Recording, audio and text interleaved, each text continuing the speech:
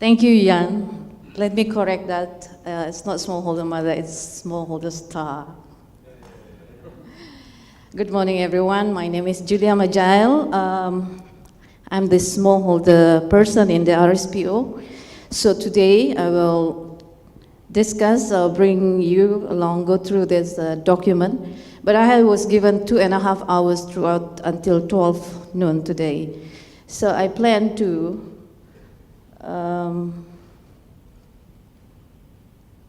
how this machine works, yeah. I plan to arrange this session in such a way that we'll start with 30 minutes introduction. And then very early, we were given the time very early for tea break, 9:30 to 10. And then after that, only I will go through 1 hour full to talk about the RSPO management system requirements, the group certification. And then we are lucky today that we'll be sharing from some of us here. Very lucky that they agreed to volunteer to share with us perspective in conducting audit on smallholder from the CBE's perspective, as well as sharing from a group manager of independent smallholder group. So they will share with us their experience, their perspective. Then after that, we'll make use of the remaining time for question and answer. So for the introduction is basically trying to show where we are now. Where is smallholders in RSPO?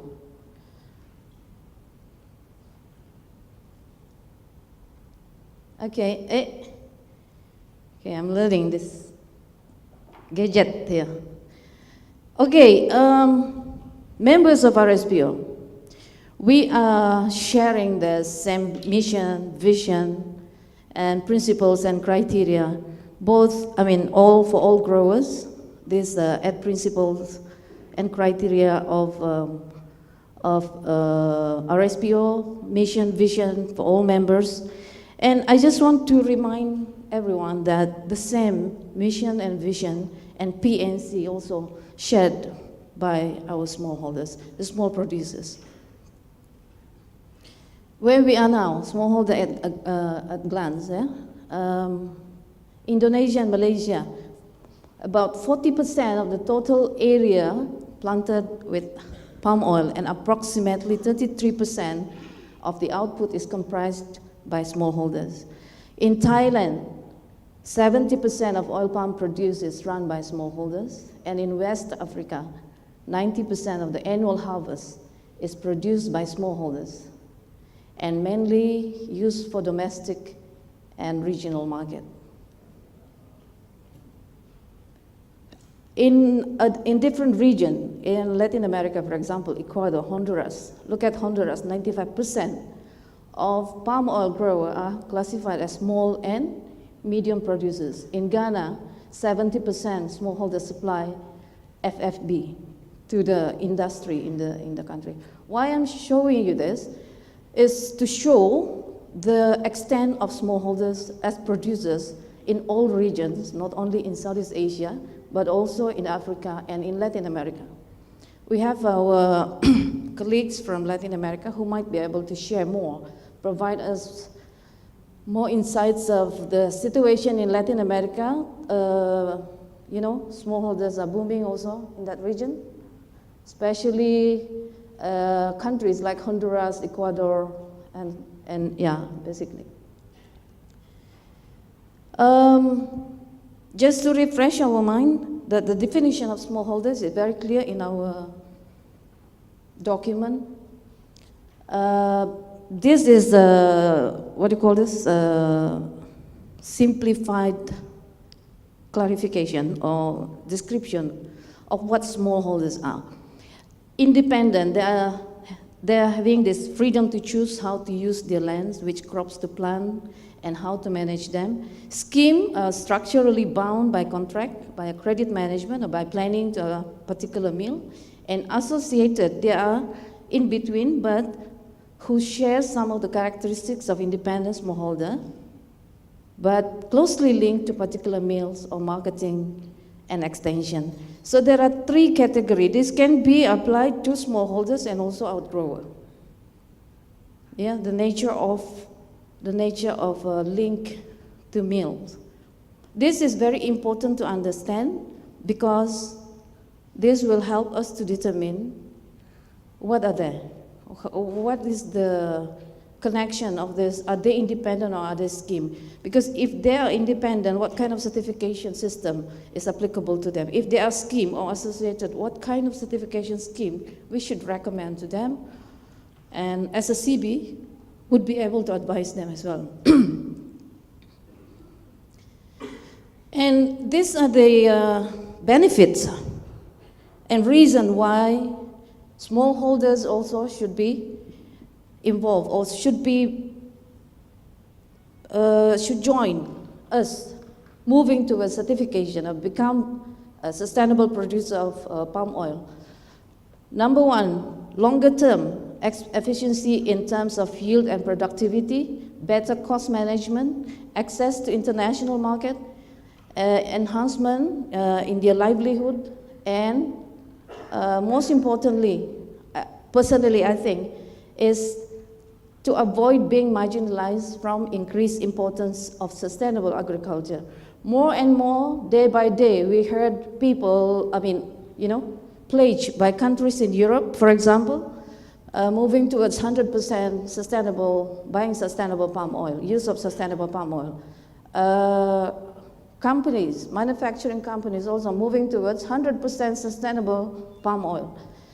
A big company like Unilever, Mark and Spencer, L'Oreal, and so forth. They are having this pledge and then thinking about that, where will be the smallholder if they are not joining us and get them certified as well. So there are good reasons why smallholder should be part of sustainable producer of palm oil. This 1, 2, 3, 4, 5 is not only coming from RSPO. This is what we gathered from our interview with farmers, those who are already certified. Where we are today, this is a new data in March. Total global certified area by smallholders, we already reached 3.6 million hectares. Total global certified CSPO is about 13.7 million metric ton, and this means we have contributed about 15% of the total 15% total smallholder certified area against global certified volume under RSPO. Yeah.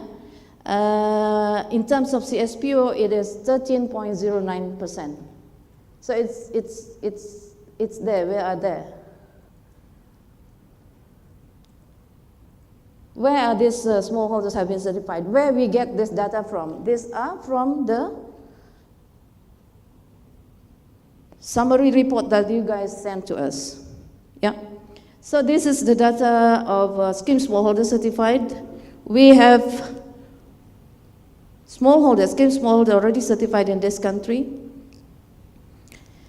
And in terms of independent smallholder, we already have 3 countries that have independent smallholder certified. Looking forward, groups to be certified in Africa, in Ghana this year, and also in Honduras this year. So we have spread throughout, globally actually, from Colombia to Solomon Island. We have smallholders already certified. This graph I want to show to you is some data that we collected in the span of 17 months. You can see that there is a quite significant, I would say a significant increase of certified area by smallholder. So in November 14, you see that only 1.1 million hectares of metric ton, this is metric ton. 1.1 million metric ton of CSPO produced by smallholders, And what it is today is already 1.8 million. So there is a very encouraging increase, I would say. The percentage. I mentioned just now that this is where we are today, 14.77% of certified area today. Where we were before, in November 14, is 14.5%. So there is an increase, and what we can hope is for this trend to steadily increase further. I'm happy to share with you also that RSPO has committed to allocate fund to support smallholders. 10% from the self-subsidized SPO have been allocated or kept set aside, meant to support smallholders. And we have started this since 2013 until today. This is the spread of smallholder project that we have supported.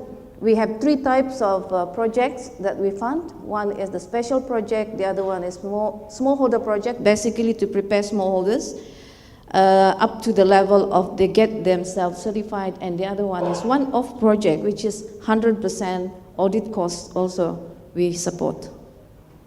So we have now projects in Latin America, in Africa, and also in Southeast Asia, supporting smallholder.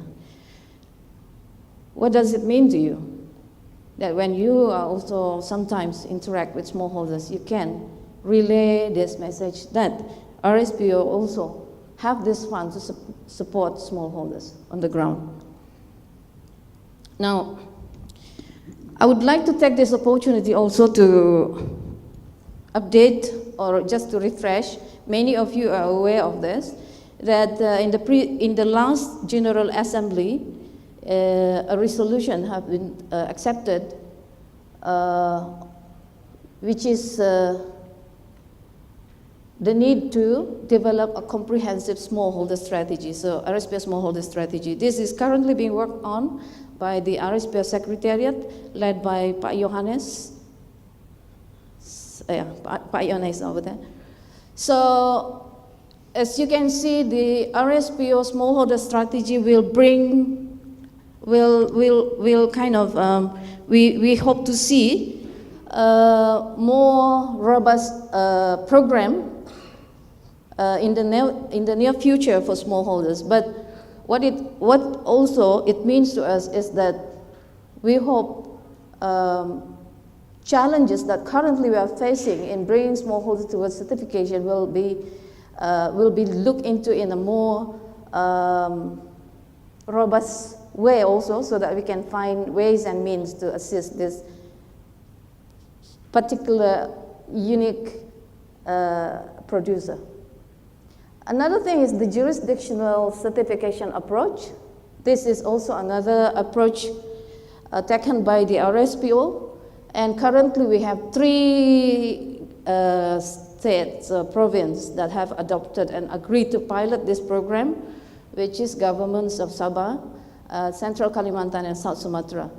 Why I put this is here, because this approach also is another program that I would really see a significant impact on smallholders moving forwards towards certification. So I know currently we are still in the initial stage of this program, but just to make you guys aware that these are some of the big decisions by RSPO moving forwards that will impact smallholders. Also, I want to share with you that smallholders also are required to produce maps just like any other producers. Of course, this is a challenge. We will hear from Sheila later on how challenges is this in producing maps, but because this is a decision adopted during the General Assembly that all members must produce maps, so smallholders also required to produce this. And similarly, last year we have approved and accepted the compensation and remediation procedures, whereby smallholders also are subject to that. Any member subjected to that, however, there is no specific guidance on how smallholders will need to kind of compensate at the moment. We have some experience on it. We already did some trial on this. I think one group here have this, one group of smallholders who have, when they submitted their liability, what do you call this? Liability declaration, and when the land use analysis been analyzed, then we found out that there are about 65 hectares of land are fall in that subjected for compensation. So what we do at this point of time is that we need to exclude this from the certificate. That is the decision at the moment until proper procedures of form of compensation that applied to smallholders is available. Now, I have 10 more minutes, right? So, I have 10 more minutes before we go for break. I already finished with the background, but I would like to make use of this 10 minutes to discuss a few points. The first one is, you remember in the previous year, we introduced this new template. Anyone familiar with this or not familiar with this? Raise up your hand. I have chocolate.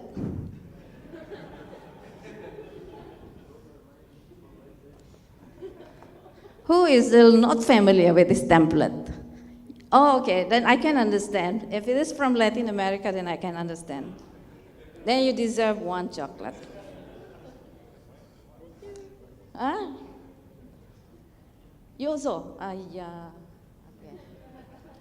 Anyway, the reason why I bring this discussion here is I just want to hear from you if you have any problem or issue, or what is your experience in filling up this template.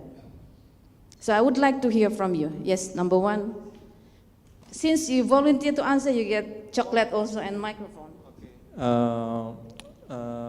My problem is the fill information to this template.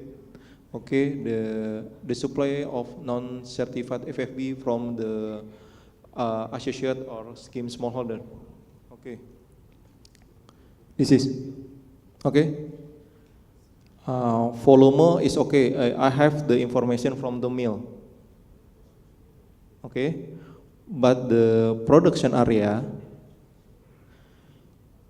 the mill don't have the information about the only the volume FFB, but this is not certified.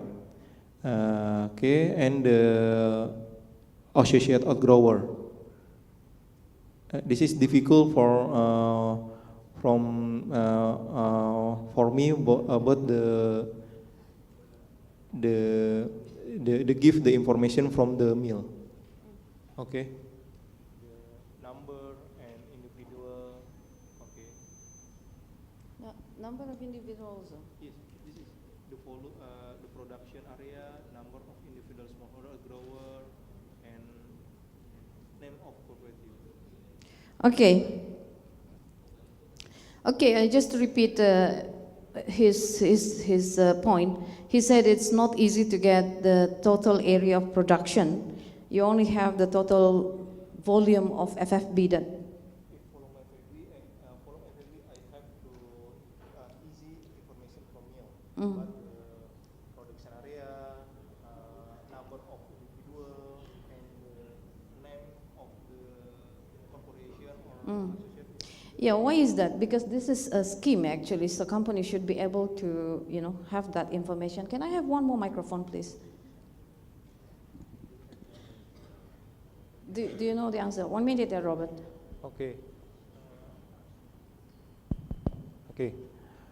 Because if the. Can you speak louder? Yeah. Hello. Okay.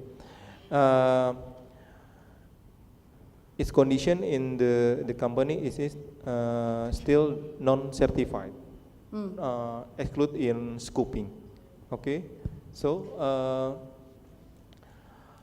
the company not have the information, the full information. Okay. That's one thing puzzle me, because if they are scheme, meaning Yep. to say that to a certain level, Okay. they have a link with this producer. Yeah. So they should be able to have that information. That's why we put there scheme Okay. or associated, not independent. If it is independent supplier, Yeah. then we can understand. Yeah. Okay. This is condition in the field. Okay. No problem. Can auditor must the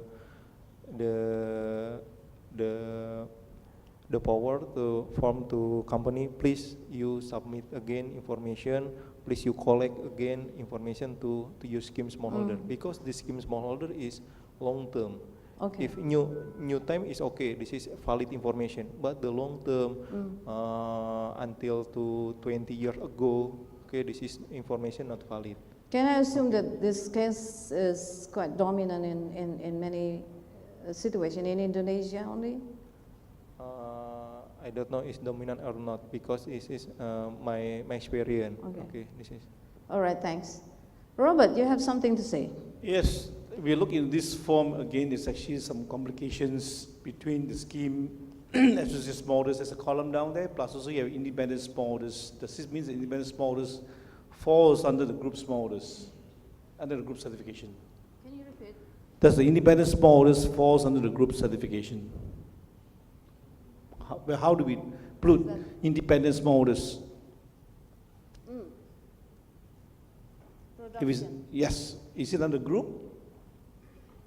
Let's say, for example, as in Thailand or in Malaysia, you have this group certification for small orders. So it comes under this small orders area. Now, there's also another very challenging area for small orders, be it association or scheme or investment orders. The certified area and production areas are always an issue because they have so small areas of 2 hectares, 10 hectares, whatever is that, and most of the time they actually have maybe 1 hectare left out for their own gardening. So how do we define these two sort of certified and production area for small orders? Well, I need at least 2 hours with you on that. We can discuss after these things, but I think if we go through that document, that will be able to guide us on how to move forward. Sheila will be able to share further on how they bring this sort of producers together in a group. And that is the main reason actually why we also have group certification, which is to allow producers, those who are having half hectare or 50 hectares, 4 hectares, 2 hectares together and produce 1 certificate. They form a group together. I know it is not easy. It's very challenging. I also see some question, some response from you saying that it's very challenging to conduct audit because from one sample to another sample, it takes me about 4 hours to the other side, just because of the requirement of the sampling. So it requires me to take 4 hours to go to the other sample. As compared to one plantation, it can be done in situ. I know this is very challenging. Thanks, Robert. Is there any other opinion from those who have used this? How about from Sirim? Ada pandangan?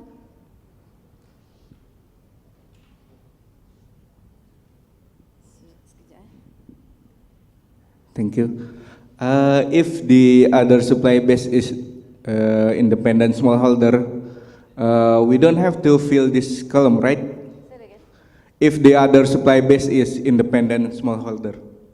We still, because if the independent smallholders, if you have information, if the independent smallholders are already certified, if they are already certified and they are selling physical to certain mill, then you need to fill this in.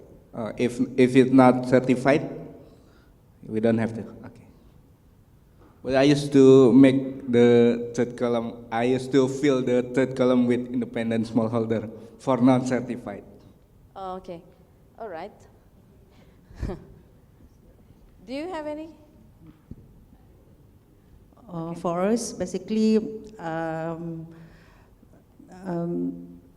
previously we didn't include this in our report, but now we put this item as part in the report, whereby to remind us, auditor, to take those information. That's what we're doing now, but previously always just a miss. Because Yes, we recognize that. And because of that, I welcome, if you have any comment, please send this comment for improvement. Yeah, you want to say something? I just want to say something about this, because I'm one of the persons who are always scrutinizing these forms. You have the pointer, Juliet. You have the pointer. Okay, we'll start with this. I'm not going to talk about group certification. That will be dealt with by Julia and Sheila later on. But I'll start with this. This is the production, what you have to fill in for the normal, let's say, the estates. The number of estates, certified area, etc., etc. Yeah? The next one is for the scheme and associated smallholders. So the number of production units. So there could be, 5, with 2,700 smallholders, for instance. Or, that's this column. This column is for the independent smallholders. So scheme and associated, and this is all certified. This is within the certified, your certificate. Yeah, so they're certified as well. This is certified, this is certified, certified, certified. So it's outgrowers, independent smallholders, scheme associated smallholders, and the estate itself. All certified. Yeah, is that clear? When the mill has scheme smallholders which are not certified yet, you remember what a time-bound plan for that is? How many years? 3 years. They must be certified. They must be included in the certification, and it's your task to audit and monitor that every time. Then you have to fill in number 6. So if they're not certified yet, you still fill in number 6. Because Julia wants to know that group will join the certified smallholders in 1 or 2 or maximum 3 years' time. No, that's yours. I'm not going to do yours. I mean, in relation to what Jan has said, actually our concern is here. And this is in the certification system of RSPO, which CB is the line that is to look into how are this mill moving towards meeting this requirement within 3 years. Within 3 years, 4 to 3, within 3 years, company who have scheme smallholders should bring along the scheme smallholders to be certified. But where are we with that now? So the template is actually a tool that we use to monitor, are they having smallholders or not, that have not been certified or not. And if you don't fill it in, then we wouldn't be able to monitor this, whether they are fulfilling their requirement as a member, right? So basically that's the point that we would like to discuss. I have a very active friends behind it. And another thing, first day. Okay. Okay, could you please back to the previous slide? If we found from the mill, the list from the mill for the FFB supplier, if we found that the dealer supply to the mill, so where the column that we have to should fill in this column? You mean traders? Traders or dealers, they just collecting FFB from anywhere and then sell to the mill. What do you think they are? Are they independent supplier? Are they associated? Actually, they're just supplier, just right? the collector. And where are they getting that No. FFB from? From anywhere. Just Anywhere, collecting, meaning? yeah. Independent. Independent. Exactly. So you define them as sourced from independent. Then how we put the production area? This one is only scheme. Scheme. Only scheme. Scheme, yeah. Scheme, as per definition, is producers that have link with this mill. There's some form of contract, so they should have the information. For example, in Indonesia, there are plasma. They should know information about their plasma. Of course, yes. Right. But how about the toke sawit itu, the collector FFB? Are They don't have they're the dealing with plasma production smallholder as well? Or plasma independent? is No. dealing directly with the mill? The plasma should be directly sent. Exactly. Yeah, this plasma should be directly sent to the mill. But Exactly. according to his explanation, if I'm not wrong, that the FFB dealer is like a agent, trader, middleman. I don't think that it could be defined as the scam, because this is independent. Okay. Correct. So, I mean, so you don't fill that in on this form. No need on this form. You have to put it in your audit report, of course. Because in your audit report, you have to tell me why this mill is mass balance. Because you know that every now and then I do deny your submissions in e-trace because of this reason. Because I see in a submission for a mass balance mill, and you don't say in the report where the non-certified FFB are coming from. You know, so how, and I see only a list, you know, the certified FFB coming from the estates and coming from scheme smallholders and what have you. That's it. So how do I know where the rest is coming from? How do you know where the rest is coming from? So during your audit, you must ask the mill, what is the source of your FFB? And they will say, that is from the estates, and that is from certified scheme smallholders, and that is for certified outgrowers, and that is etc. And that is for scheme smallholders which are not certified yet, i.e. within the next 3 years. And the rest is from dealers, independent smallholders, wherever from.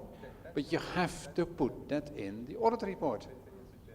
Otherwise your audit report is not complete because you can't calculate your volume to the mill. Okay. Okay. Another one. Certified using the supply chain only. The mill without supply base, only independent supply base. The mill itself, can it certified with supply chain only, without PNC? I'll go through that in the next session when we talk about the document. Yeah? Okay? Okay. Thanks. All right. We have one more question here, because I heard the first day, some still question about the smallholder definition. I think this should no more an issue. Sorry? How many? Okay. All right, so let's take a break. Yes. You want to say something?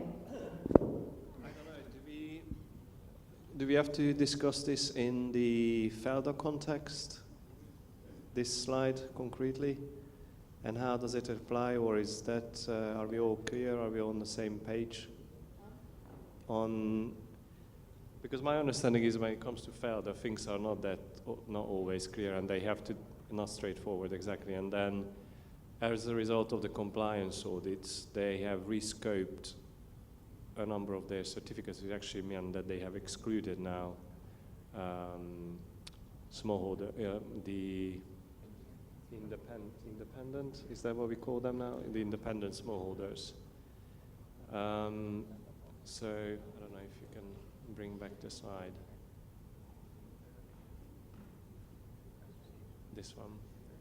So, directly managed shall be produced, associated smallholders and outgrowers. So how does that now, so the 3-year rule, what is it? That is independent. Okay. They are not scheme. But when you say scheme, so when we looked at the contracts, as far as I can remember, the contracts of these independent ones said that they will solely supply to FELDA, to the mill. So in our reading that wasn't an independent, it was more the associated one. So if that's the case, then our reading is that they will have to, within 3 years, be certified.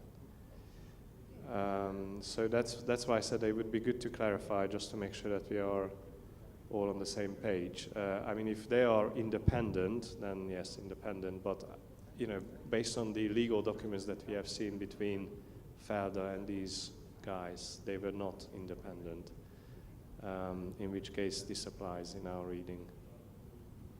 Thanks. I think it's a very interesting discussion. I don't think we will discuss this here. It's a very interesting case study, I would say. But on the case of Felda, I think that is another new things that we would go into further details to study the scenarios. But otherwise, my take on this is that although Felda is a scheme, because it's a government-linked organization or company in Malaysia, we need to look at the historical background of Felda itself. It started with as a scheme, settlement scheme introduced by the federal government long time ago for the people of for Malaysian. So it's a settlement program. So it started with that. Its objective is to improve the livelihood of this particular community, and eventually they were introduced with this particular crops so that they can improve their livelihood. But eventually, especially the last 2-3 years, there are some farmers who decided not to kind of, follow what the scheme asked them to do. For example, they are acting more as an independent, although Felda itself is a scheme program. So I think we have to look at it in the big picture of it in order to kind of group them, whether they are independent or the scheme through census scheme, and also depends on the issuance, letter. I would say that the company have kind of come up with what are the categories of farmers that they're having now. So we need to look at it, a big picture. I would like to discuss this further later on if we have time. But I think I would like to invite everyone for tea break now. Thanks.